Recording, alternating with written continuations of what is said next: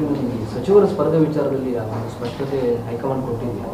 ಈಗ ನಿಮ್ಮ ಮತ್ತು ಹಿರಿಯ ಹೆಸರನ್ನು ಕೇಳಬರ್ತದೆ. ಇಲ್ಲ ನೋಡಿ, ಇದೆಲ್ಲ ಸುಮ್ಮನೆ ಊಹಾಪೋಹಗಳು. ಅಂತಿಮವಾಗಿ ಎಲ್ಲ ವಿಷಯಗಳನ್ನು ತಿಳ್ಕೊಂಡ ನಂತರ ಇದು ಚುನಾವಣೆ ಸಮಿತಿಯಲ್ಲಿ ಚರ್ಚೆ ಆಗ್ತದೆ.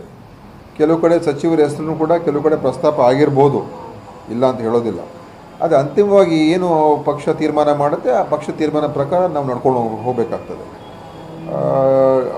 ಹೆಚ್ಚು ಸೀಟಲ್ಲಿ ಗೆಲ್ಲಬೇಕು ಅಂತ, ಹೆಚ್ಚು ಸೀಟ್ಗಳಲ್ಲಿ ಕಾಂಗ್ರೆಸ್ ಈ ಕರ್ನಾಟಕದಿಂದ ನಾವು ಲೋಕಸಭೆಗೆ ಕಳಿಸ್ಕೊಡ್ಬೇಕು.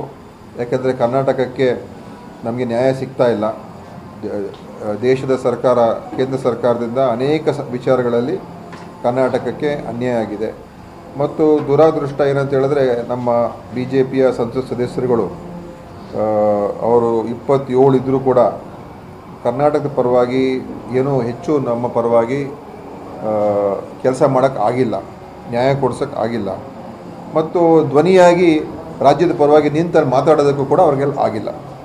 ಸೊ ಇದು ನಮಗೇನು ಪ್ರಯೋಜನ? ಮತ್ತು ನಮ್ಮ ಸಂಸತ್ ಸದಸ್ಯರು ನಮಗೆ ಅನುಕೂಲ ಮಾಡಿಕೊಡೋಕ್ಕಾಗದೇ ಹೋದರೆ, ನಮ್ಮ ರಾಜ್ಯದ ಪರವಾಗಿ ಕೇಂದ್ರದಲ್ಲಿ ಗಟ್ಟಿಯಾಗಿ ನಿಂತು ಮಾತಾಡ್ತಕ್ಕಂಥ ಅವರಿಗೆ ಧೈರ್ಯ ಇಲ್ಲದೆ ಹೋದರೆ ಮತ್ತು ನಮ್ಮ ರಾಜ್ಯಕ್ಕೆ ಏನು ಪ್ರಯೋಜನ? ಈವನ್ ನಮ್ಮ ಕೇಂದ್ರದ ಹಣಕಾಸಿನ ಸಚಿವರು ಕೂಡ ನಮ್ಮ ರಾಜ್ಯದ ಪ್ರತಿನಿಧಿ. ಅವರಿಂದಲೂ ನಮ್ಗೆ ಅನ್ಯಾಯ ಆಗಿದೆ, ಅವರಿಂದಲೂ ನ್ಯಾಯ ಸಿಕ್ಕಿಲ್ಲ.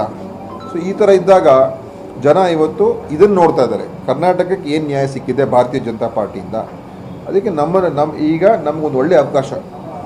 ಸೊ ಹೆಚ್ಚಿನ ಸೀಟ್ಗಳಲ್ಲಿ ಗೆಲ್ಬೋದು ನಾವು ಕಾಂಗ್ರೆಸ್. ಅದಕ್ಕೆ ಎಲ್ಲರೂ ಒಗ್ಗಟ್ಟಿನಿಂದ ನಾವು ಯೋಚನೆ ಮಾಡಿ ತೀರ್ಮಾನ ಮಾಡ್ತಾರೆ, ಯಾರು ನಿಲ್ಲಿಸ್ಬೇಕು ಅಂತ ಆವಾಗ ತೀರ್ಮಾನ ಆಗುತ್ತೆ. ಈಗಲೇ ನಾವು ಸುಮ್ಮನೆ ಅದಕ್ಕೆ ಇವ್ರು ನಿಲ್ಬೋದು ಅವ್ರು ನಿಲ್ಬೋದು ಅಂತ ಹೇಳೋಕ್ಕಾಗಲ್ಲ. ಅದು ಹೈಕಮಾಂಡ್ ತೀರ್ಮಾನ.